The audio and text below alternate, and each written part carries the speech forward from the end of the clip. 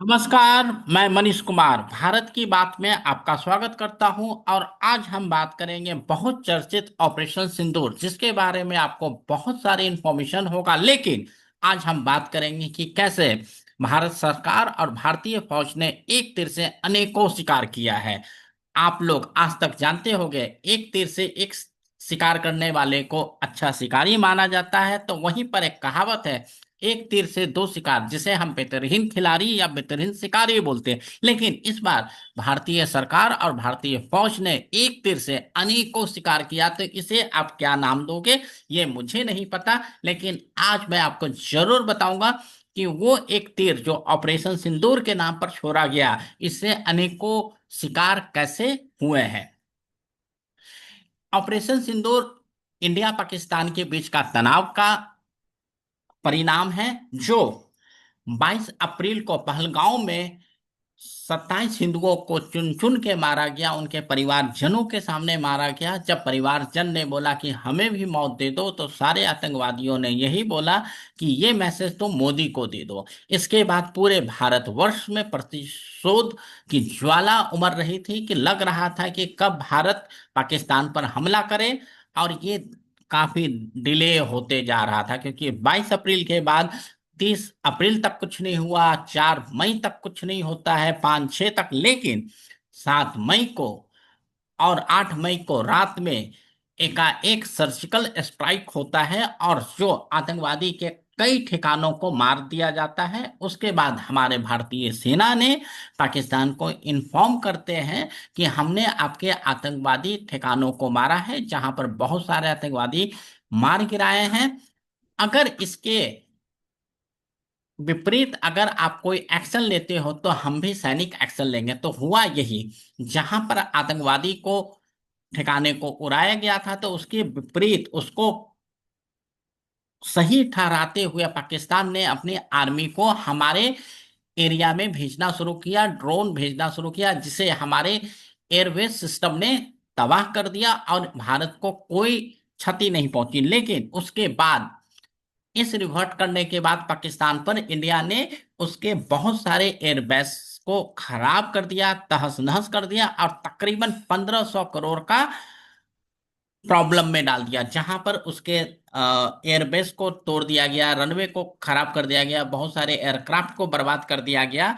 और ये 10 मई को जाके भारत ने सीज फायर का ऐलान किया। अब इस सीज फायर पर बहुत सारे पॉलिटिक्स चल रहा है, राजनीति चल रही है, कि अमेरिका ने बोला, कांग्रेस बोल रहा है कि हमें नहीं झुकना चाहिए था। लेकिन युद्ध से किसी का भला नहीं होता। और ये सोचिए कि 3 से 4 दिन के एक छोटे से ऑपरेशन में पाकिस्तान को हमने घुटनों पे ला दिया, और उसने कम से कम 2 बार माफी मांगा। तो ये हमारे लिए बहुत बड़ी जीत थी।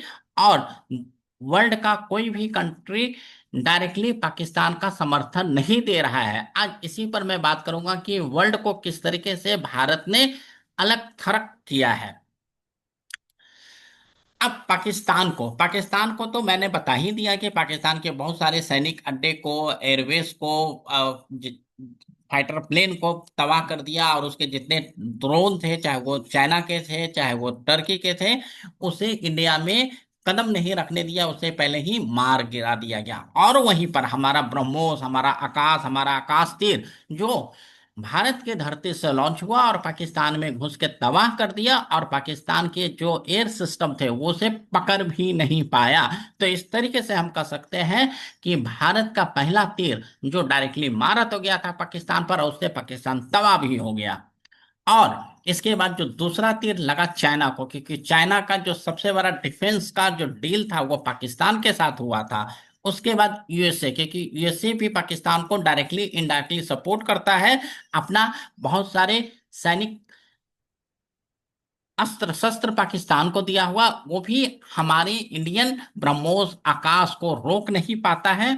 और टर्की, जो आज तक वो दुनिया में तहलका मचाए हुए था कि हमारे जो ड्रोन हैं उसके जवाब में कोई नहीं है, लेकिन इंडिया का जो एयर सिस्टम है, उसने टर्की के हर ड्रोन को मार गिराया, और इंडिया में कोई भी क्षतिपूर्ति नहीं हुई। इसके बाद रेस्ट ऑफ वर्ल्ड हमारी तरफ आ गया, जो हमारे लिए बहुत बड़ी बात है। और इसके साथ जो हमें एक डिफेंस का एक्सपोर्ट मिलना शुरू हुआ, ये सबसे इंपॉर्टेंट है।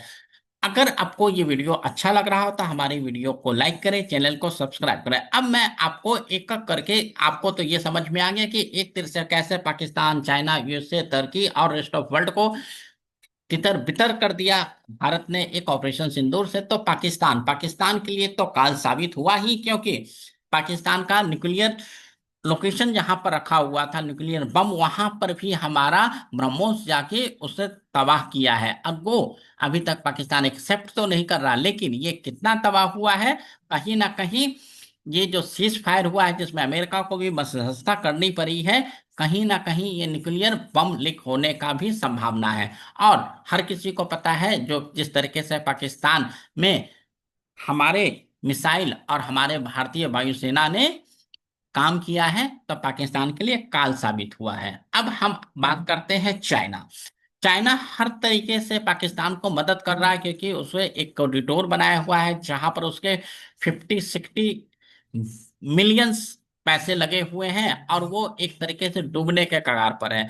और चाइना ने अपने बहुत सारे डिफेंस सिस्टम पाकिस्तान को भेजा हुआ था, जो हमारे किसी भी मिसाइल, हमारे किसी भी ब्रह्मोस, हमारे किसी भी आकाश को नहीं ट्रैक कर पाया। तो इस तरीके से चाइना का जो डिफेंस मार्केट था वो तबाह हो चुका है। तो चलाया गया एक तीर जो पाकिस्तान के साथ साथ चाइना पर लगा है, और इसी के साथ यूएसए यूएसए का भी जो शस्त्र में माना जाता था कि यूएसए, चाइना और रसिया यही तीन महापावर हैं, सुपर पावर है। लेकिन अब ये माना जाता है कि इंडिया भी उस सुपर पावर के स्थिति में आ चुका है, क्योंकि इंडिया का जो मिसाइल था, जो रॉकेट था, वो न चाइना के एयर सिस्टम डिटेक्ट कर पाए न यूएसए का। तो ये एक तरीके से बहुत बड़ा चोट था, जो भारत ने चाइना और यूएसए पर बिना लड़े हुए उन्हें बता दिया कि हमारी क्या ताकत है और हम आगे क्या कर सकते हैं। रेस्ट ऑफ वर्ल्ड में जिस तरीके से भारत सरकार ने अलग अलग दलों के प्रतिनिधित्व को भेजा, और सारे प्रतिनिधित्व ने भारत की बात को रखा, और सबने ये बोला कि 370 लगाना बहुत ही जरूरी था, और ये जो 22 अप्रैल को हुआ है पहलगाम में बहुत ही निंदनीय है, और पाकिस्तान आगे ऐसा करेगा तो हम आगे करते रहेंगे। तो ये रेस्ट ऑफ वर्ल्ड को जो हमारे सारे एमपी बता रहे हैं पूरी दुनिया में जाके, ये अपने आप में बहुत ही इंपॉर्टेंट है। और वो सारे एमपी जो लीडर बने हुए हैं वो सारे के सारे अपोजिशन पार्टी के हैं, तो ये भी भारत की एकता को दिखाता है। लेकिन यहाँ पर एक पॉइंट है, जो भारत में बहुत सारे जो उसी दल के जो नेता हैं वो सवाल उठा रहे हैं कि यहाँ पर कभी सर्जिकल स्ट्राइक हुआ नहीं। ऑपरेशन सिंदूर में हमारे कितने नफेल गिरे, कितने एयरबेस गिरे, कितने फ्लाइट गिरे। तो आप ये बताओ ना, ये सवाल आप गोपनीय तरीके से भी सरकार से पूछ सकते थे, या जब मानसून सत्र होता तब पूछ सकते थे, या जब तक आपके एमपी लोग बाहर जाके डेलीगेशन में हैं जब तक, तो आप कम से कम ये सवाल नहीं पूछते। नहीं तो बाहर का मीडिया तो यही बोलेगा, कोई बोला इंडिया महान है, दूसरा कह रहा है कि इंडिया बेकार है। तो इस तरीके से हमें ये समझना है कि हम आखिर क्या कर रहे हैं। तो एक जो सबसे इंपॉर्टेंट चीज है कि एक बीपी रावत ने बोला था कि भारत को ढाई घर लड़ाई लड़नी है, एक पाकिस्तान, चाइना, और आधा वो जो इंडिया में अपने आप को या तो चाइनीज समझते हैं या पाकिस्तानी समझते हैं। तो ये बहुत ही जरूरी है कि आप भारत का सपोर्ट कर रहे हो या भारत के बाहर का सपोर्ट कर रहे हैं। अगर आप ये कहते हो कि इंडिया के वायुसेना कितने गिरे, अगर मान लो कि 1, 2, 4, 5 गिर भी गए, मान लो, तो ये पाकिस्तान क्यों नहीं बता रहा है? गिरा तो कहीं होगा इंडिया वाला, कि अगर इंडियन के पास आए तो इंडियन बताए, या पाकिस्तान में गिरा तो पाकिस्तान, तो कोई नहीं बता रहा। लेकिन विपक्षी दल कहता है कि नहीं, हमें बताओ। क्यों बताओ भाई, जब गिरा ही नहीं तो बताओ कहाँ से? जब और आपके पास इतना पुख्ता सबूत है तो आप ही कंफर्म करो कहाँ गिरा है। और आप जब इंडियन फोर्स से पूछ रहे हो कि आपके कितने विमान गिरे, आप ये नहीं बताते हो कि आपने पाकिस्तान के इतने जगहों को तबाह किया, हम बहुत खुश है, ये कभी नहीं बताते। ये आपने पाकिस्तान सरकार से कभी नहीं पूछा कि आप बताओ जी कितने आपके यहाँ एयरबेस तबाह हुए। लेकिन इन भारतीय सरकार से जरूर पूछने के आप हकदार बनते हो। तो और इसके साथ ही रेस्ट ऑफ वर्ल्ड में हमारा डिफेंस का बोलबाला बढ़ गया है, जहां पर हम अपने डिफेंस, ब्रह्मोस, आकाश और भी बहुत सारे मिसाइल है, रॉकेट लॉन्चर है। इसराइल ने अभी 15,000 करोड़ का ऑर्डर ऑलरेडी दे चुका है। तो डिफेंस एक्सपोर्ट जो हमारा अभी 24-25 सौ करोड़ था इस साल में, ये मान लो ये अगले एक साल में ये 50,000 करोड़ कम से कम होना है, या 1 लाख करोड़, जिसमें कोई दो राय नहीं है। और इसका जो प्रोडक्शन है मास लेवल पर इंडिया में शुरुआत होने वाला है, क्योंकि इंडियन डिफेंस का जो मार्केट है रेस्ट ऑफ वर्ल्ड के लिए खुल गया। तो एक ऑपरेशन और आपने इतने सारे शत्रुओं को एक साथ छक्के छोड़ा दिए हैं, ऐसा बहुत कम होता है।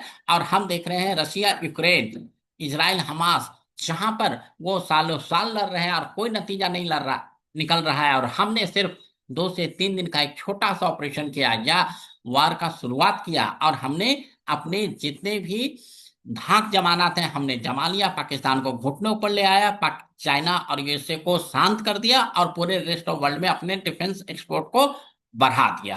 तो दोस्तों, अगर आपका कोई सवाल हो तो आप जरूर पूछें, और हमारे चैनल को लाइक करें, सब्सक्राइब करें। जब तक दोस्तों, नमस्कार।